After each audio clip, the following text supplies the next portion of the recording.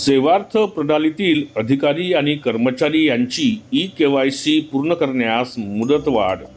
तर ज्या कर्मचाऱ्यांना राज्यातील ई-केवायसी पूर्ण करायची होती त्यांच्यासाठी एप्रिलचं वेतन हे त्यांच्या ई-केवायसी केल्यानंतरच होणार होतं अशी एक माहिती समोर आली होती आणि त्याच्यामुळे कर्मचाऱ्यांमध्ये खळबळ माजली होती।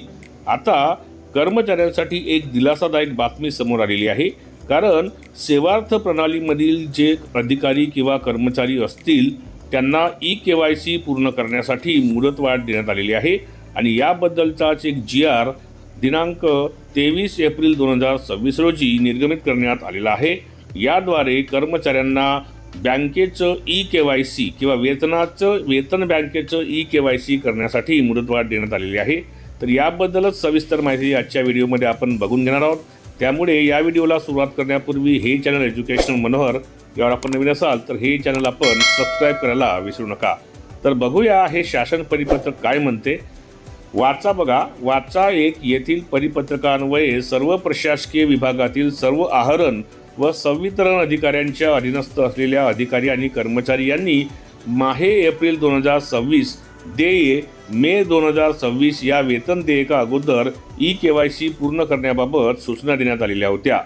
तथापि अद्याप काही प्रशासकीय विभागांकडून सदरची कार्यवाही पूर्ण न झाल्याचे निदर्शनास आल्यामुळे सेवार्थ प्रणालीत वेतन घेणाऱ्या सर्व आहरण व संवितरण अधिकाऱ्यांच्या अधीनस्थ असलेल्या अधिकारी आणि कर्मचारी यांनी माहे मे 2026 देय जून 2026 या वेतन देयका अगोदर ई-केवायसी पूर्ण करण्यास मुदतवाढ देण्यात येत आहे।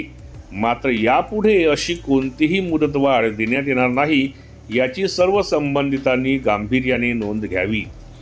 सदरची ही मुदतवाढ ही आहे सर्व जिल्हा परिषदा, मान्यताप्राप्त व अनुदानित अशासकीय प्राथमिक व माध्यमिक शाळा, शालेय शिक्षण विभाग, शालार्थ प्रणाली, महाराष्ट्र पशु व मत्स्य विज्ञान विद्यापीठ, कृषीतर विद्यापीठे व त्यांच्याशी संलग्नित मान्यताप्राप्त अनुदानित अशासकीय महाविद्यालये, कृषी विद्यापीठे व त्यांच्याशी संलग्नित मान्यताप्राप्त व अनुदानित महाविद्यालये संस्था, आदिवासी विभागाअंतर्गत असलेल्या मान्यताप्राप्त व अनुदानित आश्रमशाळा व संस्था, वैद्यकीय विद्यापीठ, उच्च व तंत्र शिक्षण कौशल्य विकास विभागाच्या अधीनस्थ संस्था, सामाजिक न्याय व विशेष सहाय्य विभागाकडील संस्था यांना देखील लागू राहील।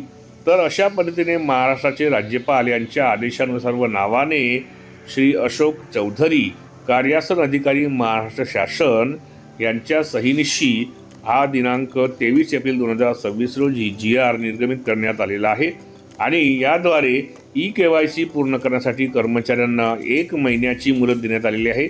म्हणजेच मेचे जे वेतन असणार आहे, मे महिन्याचं जे जूनमध्ये देय असणार आहे त्याच्यापूर्वी राहिलेल्या सर्व कर्मचाऱ्यांना आपल्या पगारी बँकेचं ई-केवायसी पूर्ण करणे हे बंधनकारक असणार आहे।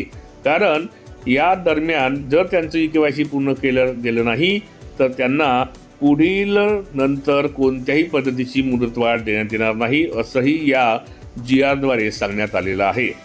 आजचा हा व्हिडिओ आपल्यासाठी माहितीपूर्ण ठरला असेल अशी मी अपेक्षा करतो। त्याच्यामुळे या व्हिडिओला एक लाईक आणि जास्तीत जास्त शेअर करण्यासोबतच हे चॅनल आपण सबस्क्राईब करून घ्यावं अशी मी आपल्याला विनंती करतो आणि मी आपली आता रजा घेतो। माझ्या सर्व कर्मचारी बंधू भगिनींना माझा नमस्कार।